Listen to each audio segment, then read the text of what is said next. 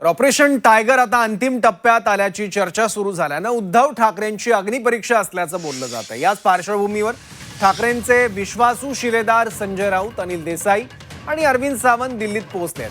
हे तिन्ही नेते संकट मोचकाच्या भूमिकेत असल्याचं पाहायला मिळतंय। या तिन्ही नेत्यांची दिल्लीत पत्रकार परिषद होणार आहे। या पत्रकार परिषदेत तिन्ही नेते ऑपरेशन टायगर विषयी भूमिका मांडण्याची शक्यता आहे।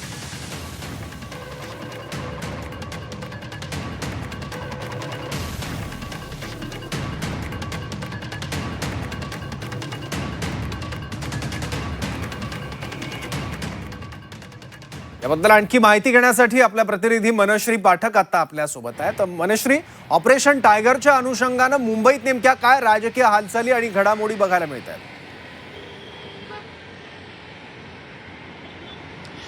मुंबईमध्ये सुद्धा वातावरण तापलेलंच आहे। मात्र ऑपरेशन टायगरच्या या संपूर्ण वातावरणानंतर आता उद्धव ठाकरे टीमची डिझास्टर मॅनेजमेंट टीम ही कामाला लागलेली आहे आणि त्याच डिझास्टर मॅनेजमेंटचा पहिला प्रत्यय आला तो म्हणजे काल रात्री जे पत्र देण्यात आलेलं आहे ओम बिर्लांना, त्या माध्यमातून अरविंद सावंत यांनी ओम बिर्लांना हे पत्र दिलेलं आहे। त्यामध्ये स्पष्टपणे ते म्हणतात की उद्धव बाळासाहेब ठाकरे पक्ष या एकमेव पक्षाला, शिवसेना उद्धव बाळासाहेब ठाकरे पक्ष याला अधिकृत म्हणून मान्यता मिळावी, तो ग्राह्य धरला जावा। इतकंच नाही तर कुठलाही फुटीर गट असेल, वेगळा विचार मांडणारा गट असेल, त्याला मान्यता देऊ नये, त्याला अधिकृत समजू नये आणि कोणताही निर्णय घेण्यापूर्वी आमचा विचार म्हणजेच उद्धव बाळासाहेब ठाकरे शिवसेना या पक्षाचा विचार हा विचारात घेतला जावा। त्याच्यामुळे एकंदरीतच यामध्ये जो एक दाखला दिलेला आहे कायद्याचा, त्याच्यात म्हटलेलं आहे पत्रामध्ये की पक्षाने संविधानातील 10व्या अनुसूचीतला अँटी डिफेक्शन लॉ या तरतुदीचा वापर करण्याचा अधिकार हा राखून ठेवलेला आहे।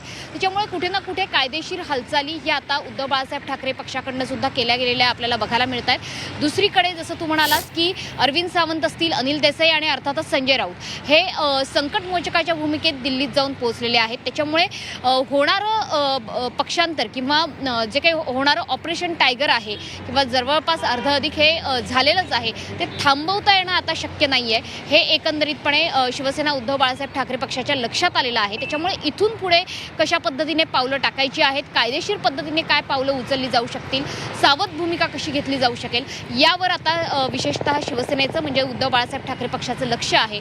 सोबतच शिंदे पक्षाकडून म्हणजे शिंदेच्या शिवसेनेकडून सुद्धा जे सांगितलं जातंय की आमच्याकडनं कुठलंही ऑपरेशन टायगर, कालपर्यंत हे सांगितलं जात होतं की आम्ही कुठलंही ऑपरेशन टायगर हे राबवत नाही आहोत। संजय शिरसाट त्यांनीही स्पष्टपणे भूमिका माध्यमांसमोर जाहीर केलेली होती की आम्हाला कोणत्याही ऑपरेशन टायगर विषयी माहिती नाही, जो काही निर्णय तो स्वतः एकनाथ शिंदे घेतील। मात्र आजपासून जे वातावरण आपण बदललेलं बघतो आहोत, त्यानुसार आता ऑपरेशन टायगर एकनाथ शिंदेंच्या पुढाकारानं म्हणा किंवा नेतृत्वात म्हणा हे पार पडतं आहे आणि अशा प्रकारे उद्धव ठाकरेंचे जे महत्त्वाचे खासदार आहेत ते आता एकनाथ शिंदेंच्या पक्षाला जाऊन मिळतात। त्याच्यामुळे एकंदरीतच उद्धव बाळासाहेब ठाकरे पक्षाला आता आपली डिझास्टर मॅनेजमेंट टीम कामाला लावावी लागते।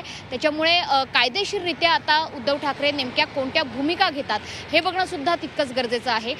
त्यासोबतच संजय राऊतांचं जे ट्विट होतं काल रात्री आलेलं ते सुद्धा अतिशय बोलकं होतं आणि ऑपरेशन टायगर सफल होतंय असं सांगणारच एक प्रकारे होतं की काही पैशांमुळे आमचे खासदार किंवा काही खासदार हे विकत घेतले जात आहेत महाराष्ट्रातले, अशा पद्धतीचं सूचक ट्विट त्यांनी केलेलं होतं। त्यामुळे या ट्विटचा अर्थ नेमका काय लावायचा, राजकीय अर्थ नेमका काय लावायचा, याची सुद्धा चर्चा सध्याच्या राजकीय वर्तुळात आहे। त्यामुळे एकंदरीतच ऑपरेशन टायगरमुळे दिल्लीतलं आणि मुंबईतलं वातावरण हे सुद्धा सध्याच्या घडीला तापलेलंच आहे। मनश्री, ठाकरेंचे 3 शिलेदार हे दिल्लीत आहेत, त्यांची रणनीती नेमकी काय असू शकते? कारण त्यातला पहिला भाग म्हणून ओम बिर्लांना अरविंद सावंत यांनी पत्र लिहिलंय, या पुढची रणनीती नेमकी काय असू शकते ठाकरेंची?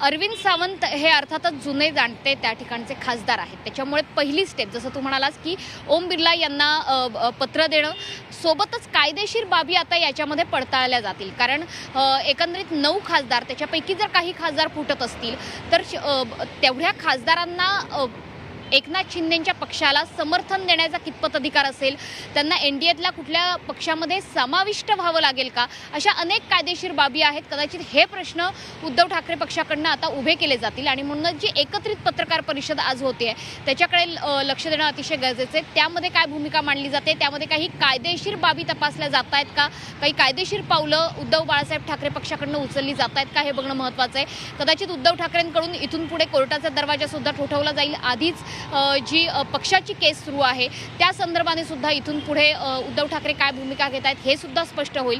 आणि अर्थातच संजय राऊत सुद्धा या पत्रकार परिषदेमध्ये असणार आहे. त्याच्यामुळे एकनाथ शिंदे यांच्याकडे यांच्या संपर्कात असणारे काही खासदार या ज्या बातम्या गेल्या काही दिवसांपासून सुरू होते आणि वारंवार संजय राऊतांकडनं जे दावे होत होते की उद्धव ठाकरे यांच्या बैठकांना काही खासदार उपस्थित नसतील तर ते ऑनलाईन उपस्थित होते.